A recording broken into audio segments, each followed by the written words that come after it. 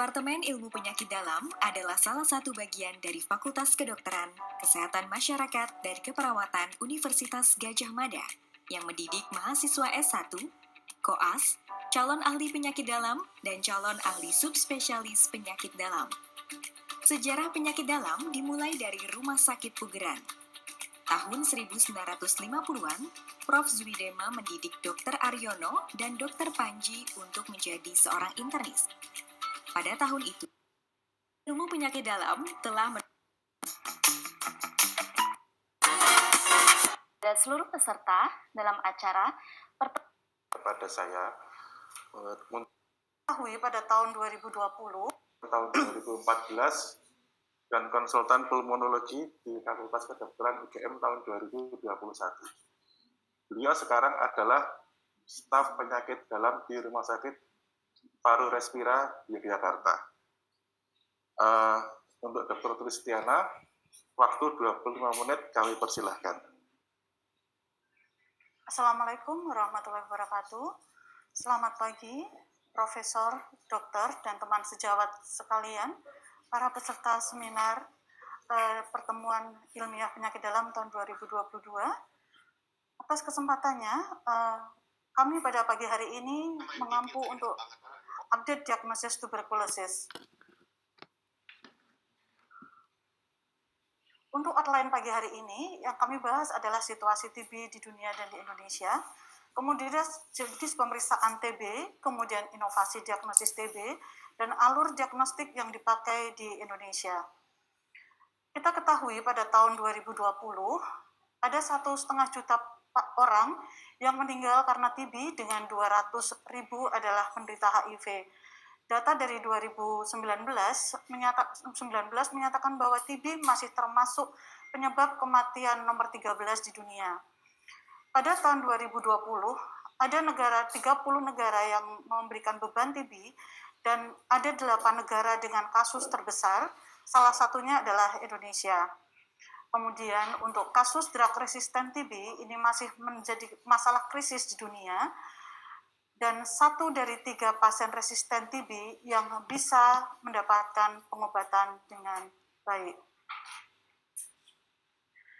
Kemudian karena adanya pandemi COVID-19, ternyata ini juga berakibat kepada TB, di mana ada peningkatan kematian pada tahun 2020 dan terjadi penurunan baik diagnostik ataupun terapi atau penurunan layanan TB. Sehingga dari WHO memiliki strategi NTB strategi dengan visi dunia bebas dari TB. Nanti akan diperingati pada 24 Maret 2022 dengan tema Invest to NTB atau berinvestasi untuk mengakhiri TB dengan mulai dari diagnosis, terapi, hingga rehabilitasi. Ini adalah situasi TB di Indonesia tahun 2020. Kita masih memiliki estimasi TB kasus yang tinggi, sebanyak 845.000 dengan banyak kasus TB pada anak dan juga TB pada HIV. Kemudian Indonesia masih menduduki nomor 3 di posisi tahun 2020 setelah India dan Cina. Kemudian kita bahas adalah jenis pemeriksaan diagnosis TB. Untuk rekomendasi diagnosis TB dari WHO, dia memiliki rekomendasi awal dari dulu hingga yang terbaru. Untuk diagnosis dari 2007, 2008, hingga 2021 tentang modul tuberkulosis diagnostik, kemudian 2022 ada policy terkait penggunaan IGRA. Namun dari semua pemeriksaan yang direkomendasikan oleh WHO, ternyata hanya 5 yang dilakukan untuk program TBC 2021, yaitu pemeriksaan mikroskopik, tes cepat molekuler, line prophecy, biakan, dan kultur, serta uji kepekaan. Yang pertama adalah pemeriksaan mikroskopik. Kita mengingat kembali bahwa pemeriksaan mikroskopik ini sebenarnya sudah 100 tahun lebih kita gunakan. Digunakan dengan pewarnaan tahan asam dan bisa mendeteksi 95% pasien TB. Pemeriksaan ini memiliki kelebihan dan kekurangan. Kelebihannya adalah bahwa sampel ini relatif murah, kemudian memungkinkan untuk deteksi cepat, kemudian bisa digunakan di laboratorium, dari laboratorium sampai paling rendah hingga laboratorium yang paling tinggi.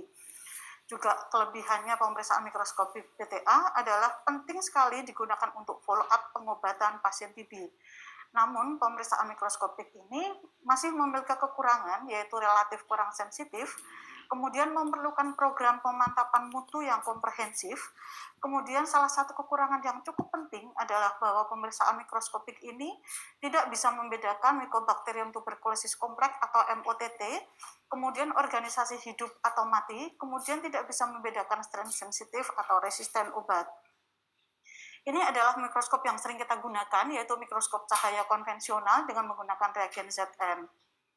Kemudian ada juga sebenarnya mikroskop fluorescence, baik yang konvensional atau yang LED. Namun penggunaan mikroskop fluorescens ini tidak direkomendasikan untuk pemeriksaan sehari-hari karena memang memerlukan pemantapan mutu eksternal yang lebih rumit dibandingkan dengan pemeriksaan cahaya yang menggunakan reagen ZN. Kemudian yang kedua adalah pemeriksaan biakan dan uji kepekaan.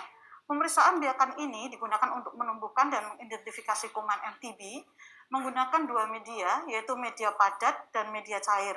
Untuk media padat kita menggunakan Lewonsen-Jensen atau LG, atau dengan media cair dengan Grow Indicator Tube atau MJIT.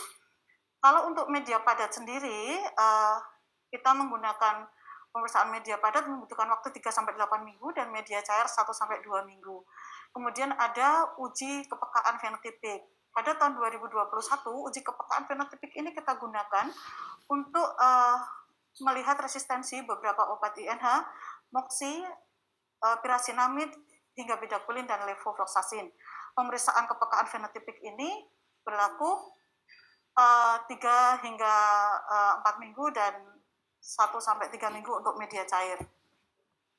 Kemudian ini adalah uji kepekaan MTB. Ya, ini uji kepekaan MTB yang ini ada metode fenotipik dan genotipik. Kemudian ada uji kepekaan Mycobacterium ini lebih cepat digunakan media cair. Ini adalah bahkan yang dibawa adalah perbandingan antara untuk pasien diagnosis TB resisten dengan media padat dan media cair. Di sini menunjukkan dengan media cair ternyata pemeriksaan untuk TB resisten itu 7-9 minggu lebih cepat. Nah, ini adalah tabel tentang kesimpulan untuk memudahkan kita melihat metode uji kepekaan ada 3, yaitu media padat, media cair, dan molekuler. Untuk yang media padat memiliki kelebihan lebih murah, namun kekurangannya adalah 6 minggu. Untuk media yang cair itu pemeriksaannya lebih cepat, namun lebih mahal. Kalau molekuler lebih cepat karena kurang dari 1 hari sudah mendapatkan hasil, namun kekurangannya adalah lebih mahal.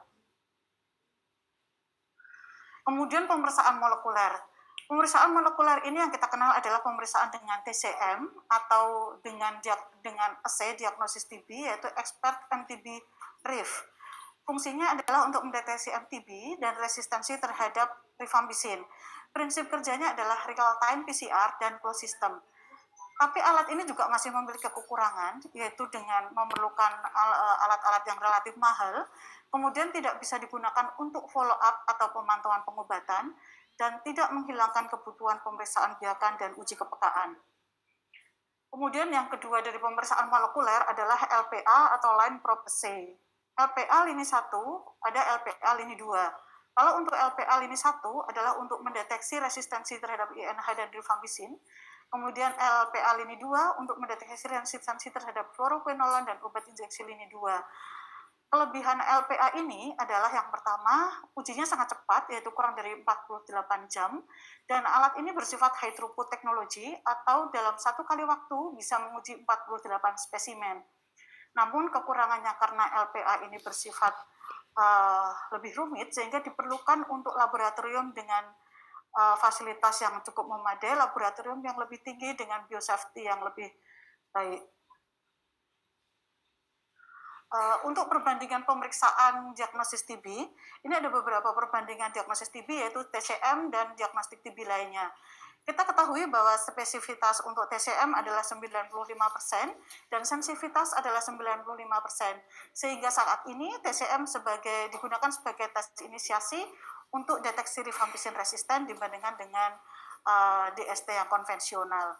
Ini juga ada, kita lihat ya, perbandingan baik MJ, TCM, Expert MTB RIF, dan mikroskopik PTA. Tatkala kita melakukan pemeriksaan di mana harus bisa ditemukan kuman, untuk MGIT diperlukan kuman lebih dari 10 koloni per mililiter. Untuk expert, 100 koloni per mililiter, kemudian untuk mikroskopik BTA yang memang paling kurang sensitif sehingga membutuhkan 5.000 koloni kuman per mililiter. Ini adalah perbandingan TCM dengan mikroskopik, di mana pool sensitivity dari TCM adalah 88% dan pool sensitivity dari mikroskopik adalah 65%. Maksudnya apa dari gambar ini? Dari gambar ini tatkala kita memiliki kuman TB pasien TB 100%, maka 65% yang diperiksa dengan mikroskopik akan muncul sebagai TB dan 35 tidak terdeteksi. Kemudian ini jika menggunakan TCM. Saat pasien dilakukan pemeriksaan 100 pasien dilakukan pemeriksaan TCM, 88 akan terdiagnosis sebagai TB dan 12% tidak terdiagnosis. Berdasarkan dengan teori ini, menunjukkan bahwa penggunaan TCM akan meningkatkan deteksi TB hingga 23% dibandingkan pemeriksaan mikroskopik. Kemudian ini perbandingan pemeriksaan molekuler, baik LPA dan TCM, kita bisa melihat dari slide ini, di mana yang dicentang ini adalah kelebihan atau yang memudahkan kita untuk memilih.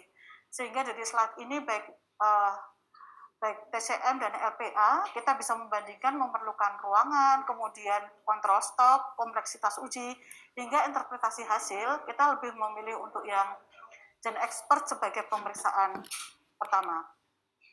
Kemudian ini perbandingan LPA, land probe assay, dibandingkan dengan TCM, dan dikombinasikan dengan biakan atau DST untuk mendiagnosis TB resisten. Jika kita lakukan pemeriksaan mikroskopik, kemudian kita lakukan pemeriksaan dengan expert, kemudian didapatkan waktu 2 jam untuk mendiagnosis resisten. Kemudian jika kita menggunakan LPA, kita akan mendapatkan 7 hari dalam untuk mendiagnosis resisten, TB resisten obat. Kemudian inovasi diagnostik TB apa yang sekarang ada? Yang sekarang ada ialah pemeriksaan expert MTB RIF, tapi ada ultranya, yaitu pemeriksaan ini membutuhkan waktu yang lebih cepat, 90 menit, dengan jumlah kuman yang lebih sedikit. Kemudian yang kedua adalah expert XDR, ini digunakan untuk mendeteksi adanya resistensi baik terhadap INH, fluoroquinolone, hingga obat-obat injeksi amikasin. Cuman obat untuk yang alat expert XDR ini belum ada di Indonesia. Kemudian yang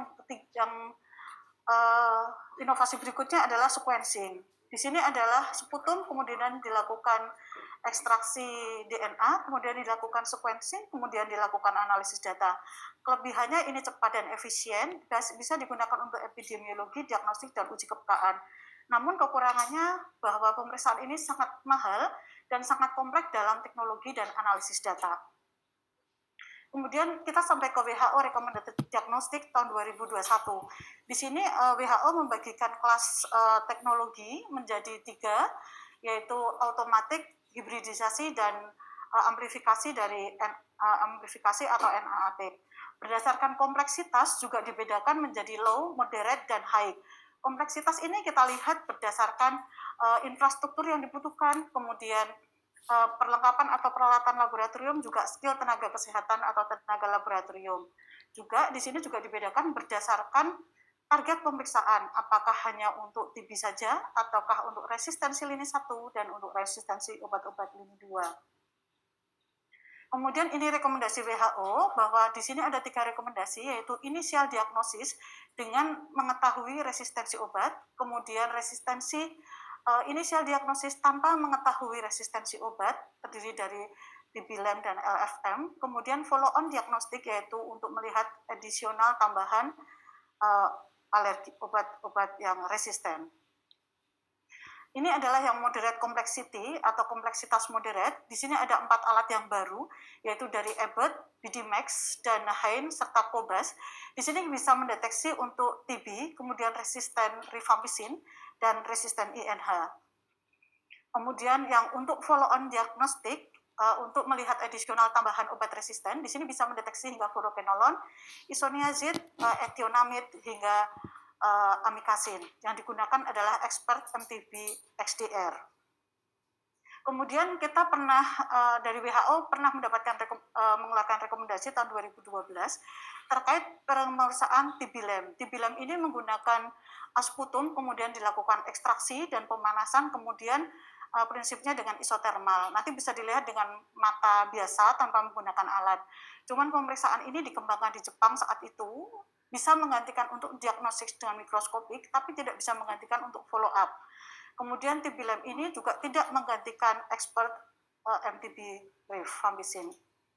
Kemudian ini LF urin lipoarabinomanase atau kita biasa LF lem, biasa digunakan dari WHO, direkomendasikan untuk pemeriksaan pasien HIV dengan yang severitasnya berat, kemudian dengan CD4 rendah. Tapi pemeriksaan LF lem ini tidak menyingkirkan pemeriksaan TCM. Jadinya semua pasien HIV juga harus tetap melakukan pemeriksaan TCM. Kemudian ini adalah rekomendasi IGRA yang keluar tahun 2022. Tahun 2011 WHO telah mengeluarkan 3 alat untuk IGRA, yaitu quantiferon GFTG, kemudian GFTGIT, dan T-spot.